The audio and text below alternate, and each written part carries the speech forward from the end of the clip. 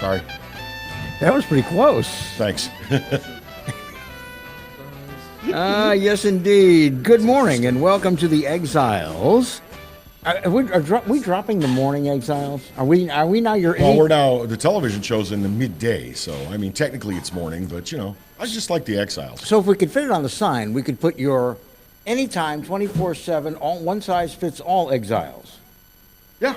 And we have our spray show. We could have all-purpose Exile spray. Call Lamar Advertising right now. We'll get it all. Got a great big billboard. Yeah. Actually, I'm thinking of wrapping an airplane. You know why? I mean, they're sitting like a DFW, so they're always in the TV shot. You just reminded me of something I wanted to bring up. Did anybody see the piece? It was making its way around the internet and some of the news sources about the new drone skywriting. No, I haven't seen that this? yet. It's amazing technology. Perfect use for it. Because it's basically using drones that have jets that reduce, you know, that are liquid, but it's light enough liquid that it can be reduced as a mist. And they spray that Clarence Bugs mind control stuff? Drones fly in formation, and imagine an inkjet printer in the sky. Ooh. Whereas the plane used to have to literally skywrite and write in cursive, so to speak. Yeah. The drones can just, in block print, go across the sky. 5D. It's 5 drones flying in formation and releasing, because they're flying in computerized formation with the print program ingrained in them. They all know when to open and close the jets. Ooh. And it's like an inkjet printer in the sky. It's the most amazing thing I've ever seen. In other words, it's skywriting you can actually read. And it's easier and faster. Yeah. In other words, if you wanted to fly over downtown and put so-and-so kiss my ass, it would be like that. Instantly. Well, yeah, I don't. Why would you want to do that? And who, think about it.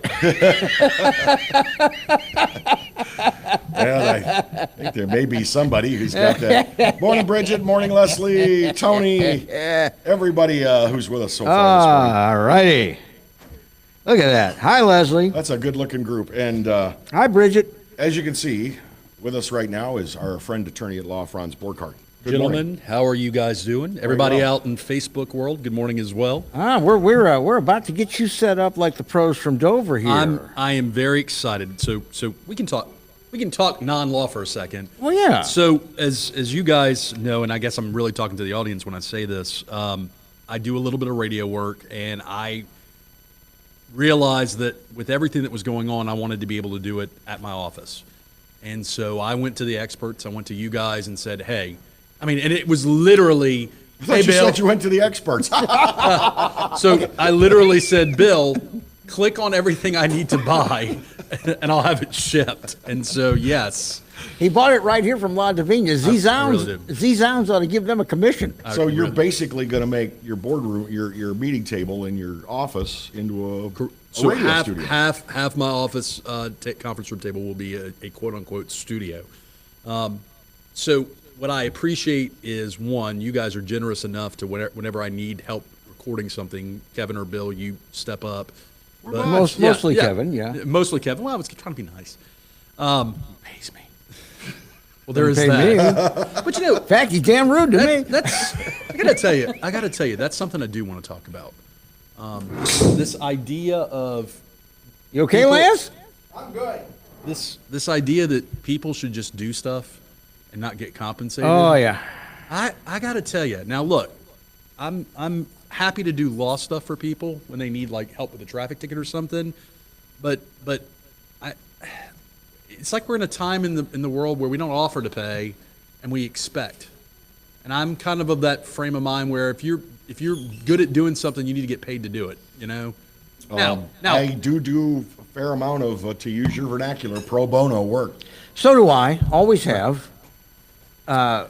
Sometimes it's more of an irritation. When I was juggling my PR firm and radio when I was at WJBO, and I was juggling both of those things, I would have people that were not clients of either the radio station in my show or of my public relations firm. And sometimes they would actually come up to the lobby at 5555 Hilton Avenue and say they wanted to see me. And I'd come out and they'd say, well, I got a problem with this and this, and what would you recommend that I do? And I realized they had no intention of signing an agreement or of engagement or pay. Yes, the old free consultation. And I'd look at them and I'd say, you realize I get paid for this, right? Not today.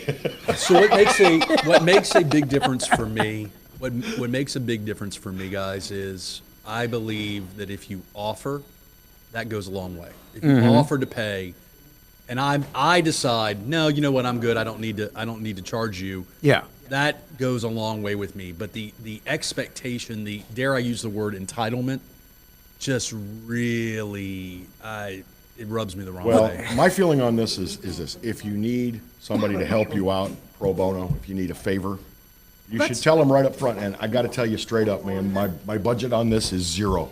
Right. And then they know they're making an informed decision. Well, and honesty goes a long way, right? I mean, honesty, but like, look, there's two different. So, as a criminal defense attorney, I handle a lot of what we will call traffic tickets, and there's two types of people that give me traffic tickets. There's the person that is genuinely gracious and thankful of my help and will offer to pay me, and I'll probably say no. And then there's the person that just drops the ticket off unannounced to your office. Yeah, As handle if this. I understood what to do with it. Yeah, handle yeah, this. Yeah. So, now, that being said, I'm all about bartering. If somebody wants to pay me in cigars or in trade, Good scotch. good scotch, Dry cleaning. not so much dry Haberdashery. cleaning. I have traded haberdashery before. I bet you have. Yeah. So that I'm okay with the bartering concept, but yeah, I'm excited. I'm excited not only to get the equipment set up, guys, but also to kind of learn, to be candid, to learn how to use it. I learned a lesson. That's why I recommended this particular Yeah. mixer, because if I can figure it out, so can you. You're talking about, people that have an expectation. It's. I'm sure you hear this more than I ever did. Well, you know all that stuff. This is easy for you. Just tell me. But years and years ago, I had a client that was a very, very good client, a paying client, and a relative of theirs was going to come to see me. The client told me this, and he said, "Look," he said, "I think it's a simple matter for you to write a few lines for him, but make sure you charge him what you would charge me, because he will try to use you for free forever." And this is his relative he's talking about. And let me tell you something just in general. He said, people always judge what somebody's time or expertise is worth by what they pay for it. You can't be known as a guy who thinks his product is worth nothing. And you know what? I've always remembered that. And I remember at both radio stations, we would have account executives that were trying to get a client on the air, and they'd offer them freebies. And the freebie was usually my voice or Kevin's voice. And I'd say, no. I said, what does that tell that client? What you think of your air talent, that you want to give us away. And a lot of them never understood that. We had a few that I would always characterize as they're real good at giving shit away, but they can't sell anything. So one of the lessons, I've been fortunate to have a lot of mentors, and I say that I have the district attorney, Hiller Moore, sitting behind me. I worked for him for a little while. I worked for his brother, Stephen Moore. I was always fortunate to have older attorneys teach me that when it comes to doing things, yeah, you need to help people out. Yeah, you need to do the right thing.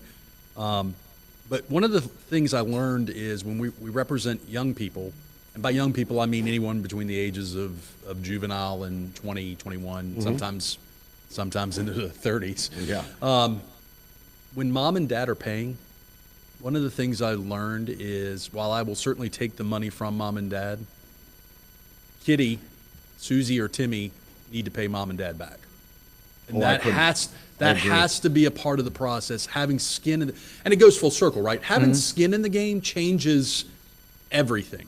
When you're doing something and you're not paying somebody to do it, you don't really have any skin in the game. You may appreciate that they're doing it for free, but you don't appreciate it the same way when it's here's the compensation for your work and labor. Well, and I mean, and there's more than one way to have skin in the game. Kevin and I, and we very much enjoyed this.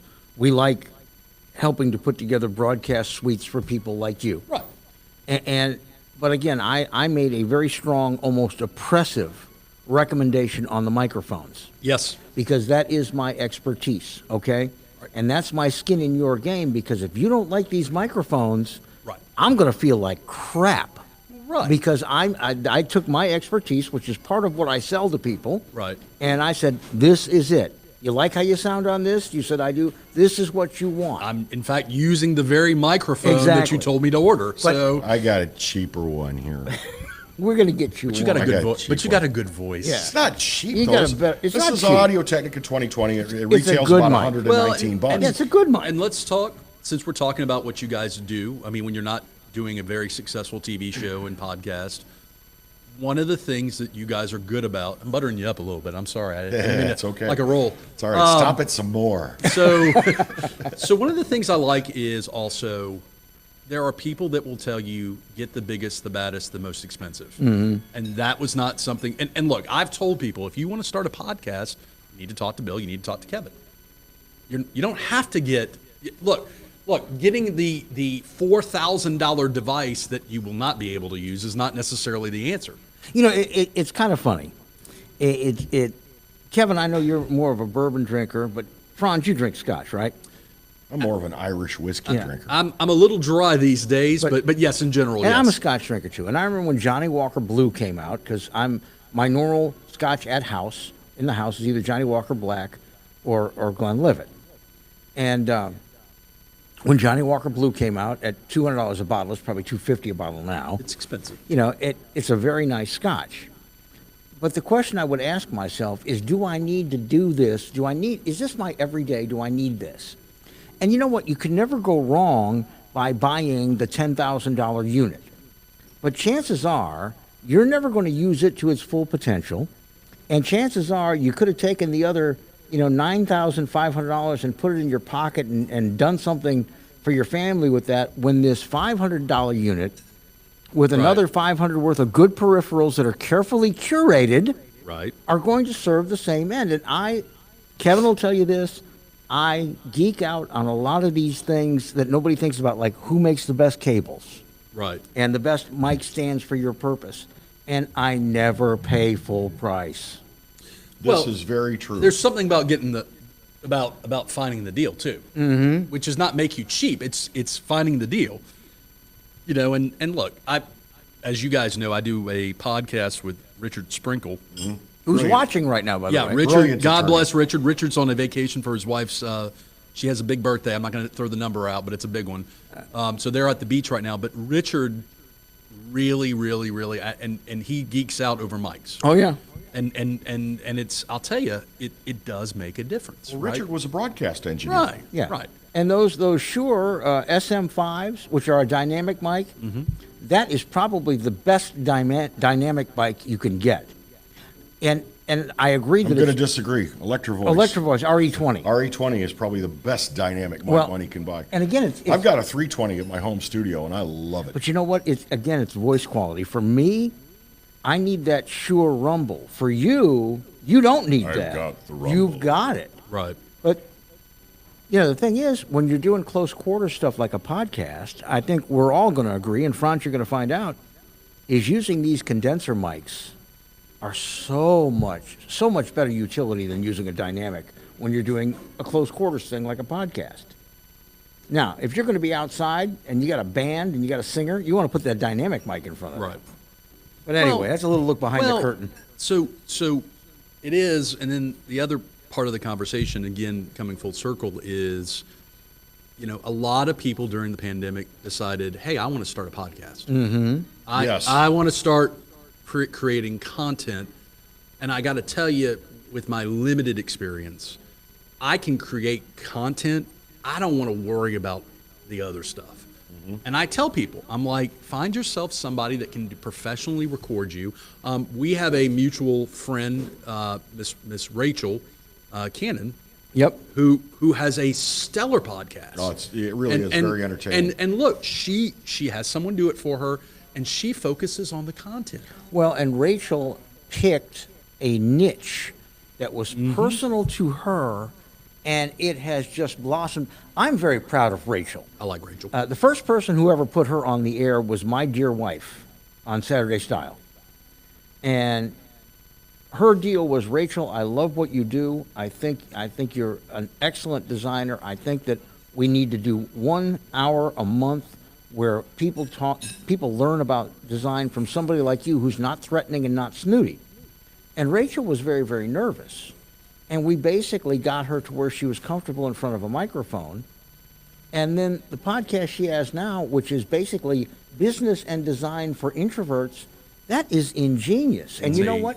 You have to be an introvert to do it. And it's an awesome niche, and it's an awesome time to be an introvert, right? Yeah.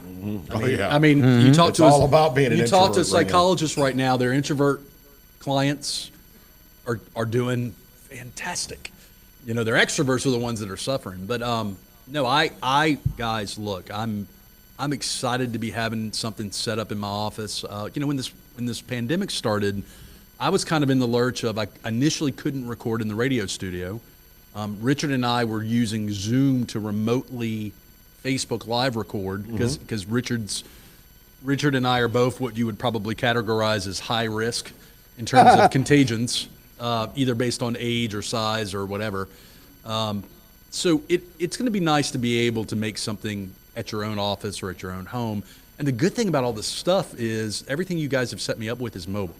So while the plan is to leave it where it is, It's not that big a deal Yeah. to pack it up and take it someplace if you need to. Well, and here's And if you don't feel like it, call your old friend Kevin, and I'll come do it for you. well, and that's it. I mean, I'll do a commercial for all of us. Next step for Kevin and I, we've got the television show rolling, is we do want to be the podcast hub in Baton Rouge, the podcast source, which means we will equip you, or we will record you on our equipment. We will help you create content. We will coach you. We want you to have a good broadcast and a good time while you're doing it. So this is going to be our next step, and I'm not talking in 6 months. I'm talking about like in 3 weeks. Right. We are going to start touting that very, very heavily. But Franz, like you do content creation. right?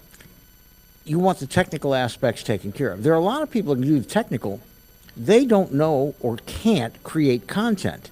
And I will tell you something. Kevin and I, for darn near 5 years, created, what was it, 9 content segments every single day for 5 days a week? Yeah, and sometimes many more than that. Yeah. Really. I mean, you think about it, when we first started doing that radio show, in its first form, we could have as many as 18 guests in a 4-hour period. And, we started out doing much shorter form interviews, but I like being able to chat with people. So we, of our own volition, we cut the number of guests we had on just so we could spend more time talking to them. So what's interesting to me is coming up with the ideas of content is one thing. What's interesting to me is, and I was talking to Ann Conley, I had her on the show, which will air on Saturday. I had her on the show this week, and she was obviously unsure of how the interview process was going to happen, was going to take place. And so I was setting her mind at ease, and I said, Ann, I'm a lawyer, so I'm going to ask you direct and cross-examination Isn't questions. it true, Ann, that on the night of September 5th, you... Direct questions are easy, right? Direct questions are who, what, where, when, and how. And even asking questions I already know the answers to. What do you do for that company, and how long have you worked there, and this, that, and the other. The leading questions, which is where a criminal defense attorney makes his bread and butter, those are a little bit more difficult because I am testifying, so to speak. So if I ask a leading question, like you said, isn't it true, X, Y, and Z, or it may not be as forceful if it's a radio interview.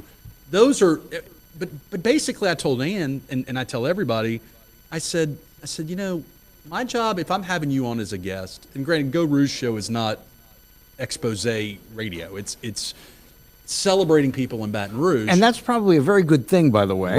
Right. So I told Ann, and I tell others, my job is to make you look good.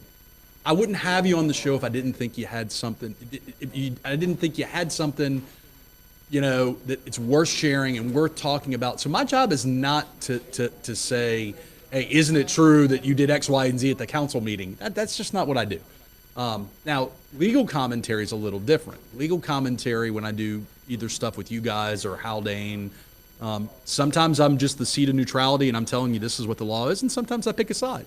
But that's different. So, well, I think a lot of the things that we have come to realize and that works for us And we had consultants and we had people inside radio stations telling us, well, you should rip that guy apart because his daughter had a child out of wedlock, which is totally irrelevant. The dumbest thing I ever had a consultant tell me to do was ambush a U.S. senator over his daughter's personal business. Yeah.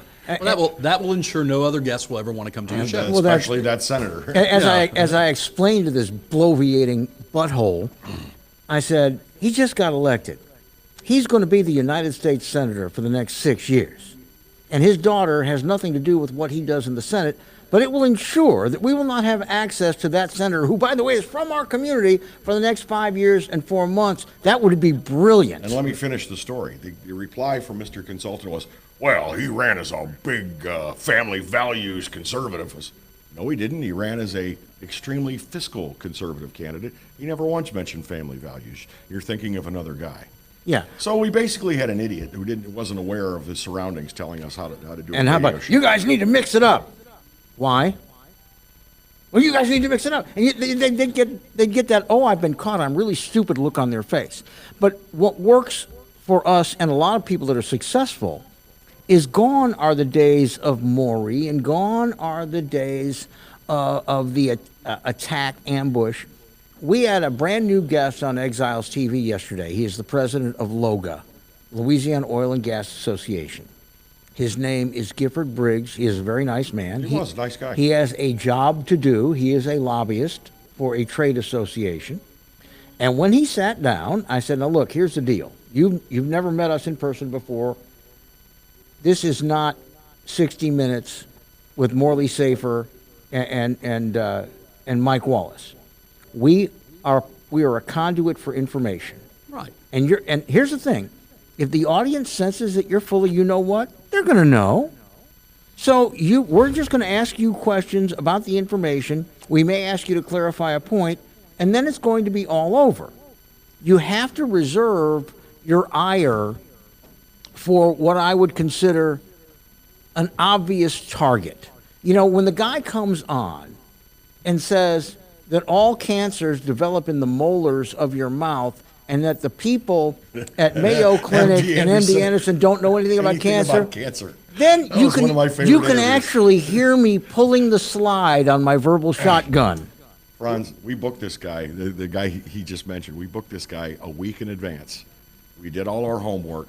The interview was over in about 2 minutes. And I had to apologize afterwards. So It was like, okay, thank you very much, bye. So what's hard for people to understand about what I do for day work is I can advocate for either side. And in fact, Sure. if I'm really doing my job, You have been a prosecutor and a defense attorney. but if I'm really doing my job, I'm thinking about what the other side is going to argue. Mm-hmm. And that's often a good lawyer does that. But, you know, it's the other side of it is, sure, in a courtroom with a jury, I can play theatrics and I can get angry and I can show a range of emotion.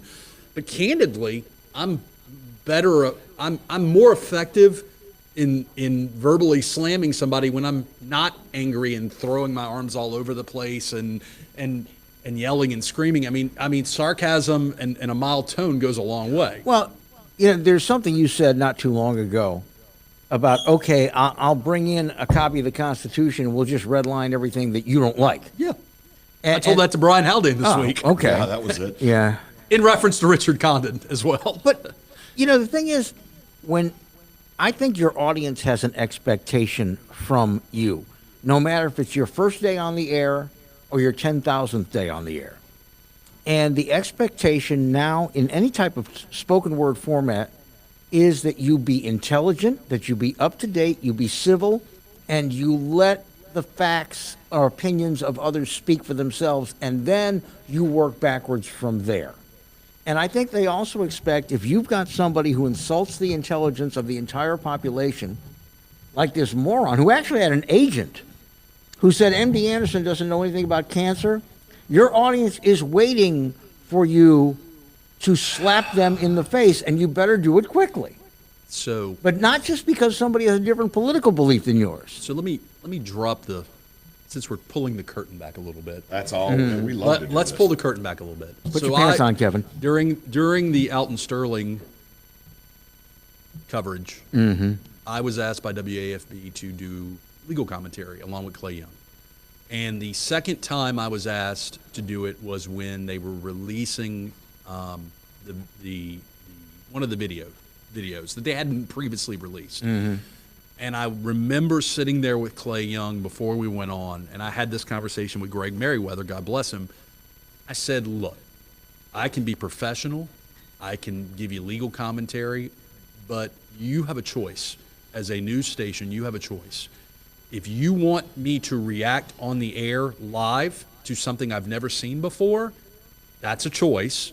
Or you can let me see it before I go on so I can digest it, think about it, and have a more professional and reasonable opinion on it. They made the decision to let us watch it prior to going on air. Which was the right decision. Which was the smart and right decision. Because, and candidly, look, shout out to WAFB. They were trying to get it right? And I will tell you, getting to look at it first, I had an emotional reaction.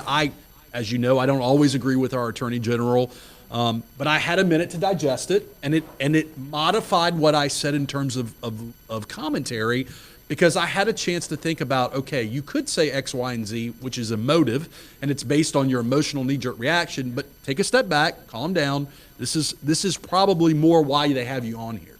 And that's how I try to view things is, if I'm coming on there, look, if I'm being asked to do legal commentary and I have no dog in the hunt, I'm going to call balls and strikes. If I'm being asked to advocate for a side, well, I'm going to advocate for a side. But the beauty of legal commentary is I often don't have to advocate for a side. You know, And anytime you've been on our program or our podcast and you wanted to advocate for a side, you've always walked in the door and told us that's what you intended to do. Right. and there's nothing deceptive about that to our listeners. You know, I firmly believe that most people that are half reasonable and don't need medication on a daily basis don't want to be told by Kevin or me or you or anybody else who they should hate, who they should love, who they should be angry at, who's a jerk. They can figure it out for themselves. But here's a question that I've always had.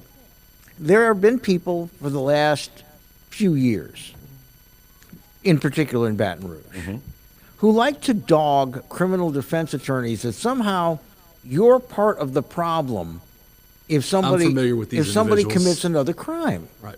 Now, Because you got him off. are they just stupid or frustrated or provocative or all of the above? So I think it's emblematic of living a life of shelter. And I say that in the sense of a lot of people cannot conceive of committing a crime. A lot of these parents of these people shouldn't have been able to conceive. Right.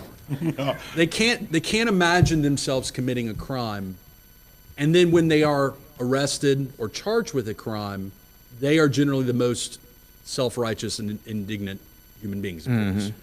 So part of it is sheltering. Part of it is a genuine lack of understanding of what my job is. All things, and I told this to Brian Haldane yesterday, all things being what they are, my job is to help my client. In fact, I took an oath to help my client, to advocate for my client. And my job is difficult because all things being what they are, a good prosecutor is not going to bring a case that he or she can't win and shouldn't win. So you're laughing. I don't know what I'm looking. I just had a thought. I said, I wonder if Franz is getting like a $5 every time he mentions Haldane's name. No. You see, guys. He's probably getting a finger. You see, guys. He's probably getting one of these. Hey. You see, guys. I pay Talk 107.3. They don't pay me. No, but look. I get asked, and it cuts both ways, right? So I have defense attorney buddies and sisters that say, how is it that you can represent a police officer accused of a crime? Well, how is that any different than me representing a person accused of a DWI or a burglary or serial killer? Before we take our break, and may I share a comment? Yeah, real please. quick? This is from Byron, our good friend. I Jack. like Byron. Shout out to Byron. Very, very smart and funny man. He says those people who dog defense attorneys are often the first to scream about their constitutional rights. Cognitive dissonance. absolutely. Now, the thing But that's me. The thing I wanted to share is and we'll take this on the other side, is I really really believe that we have got about 20 years of not teaching basic civics or good history in our nation. I've been tuning in from time to time to watch The Millionaire, which is all celebrities playing for charities. And they had this woman who was a comedian, and I don't know her, but she was doing very, very well. And she's probably in her early to mid-30s. And she gets to the $125,000 question, and it is this. Moments before President John F. Kennedy was shot in the motorcade in Dallas, the First Lady of Texas said what? A, boy, it's a lousy day.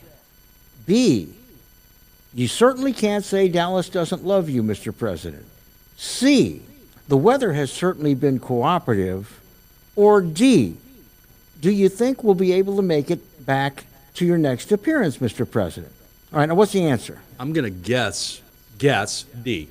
No. Which one was it? It was, and this is a part, it should be a part of every history lesson. You know the answer. I think it's B. You Yeah. certainly can't say Dallas doesn't love you, and then moments later he had his head blown open. Yeah, that was a big, big part. Well, that certainly makes it more ironic. Yeah, that was a big, big part of the history lesson that went on after. Right. That quote was in everything because they had worried about his safety in Dallas, and as it turns out, the crowds were cheering and loving. So that takes us to how bad people are at learning history, say the last 25, 30 years. But you also, they don't know the term presumption of innocence. They don't understand adversarial system. They don't understand right to counsel. So- They don't understand standard of effective counsel. They don't understand duty to put together an alternate theory of the crime. They don't get any of this. They don't understand coffee break. All right, that's right. I'm sorry. I don't We're gonna take a understand break. that. You'll stick around for part two, right? Yes. All right, awesome. We'll see you on the other side just a couple of minutes from now. Time to grab some coffee.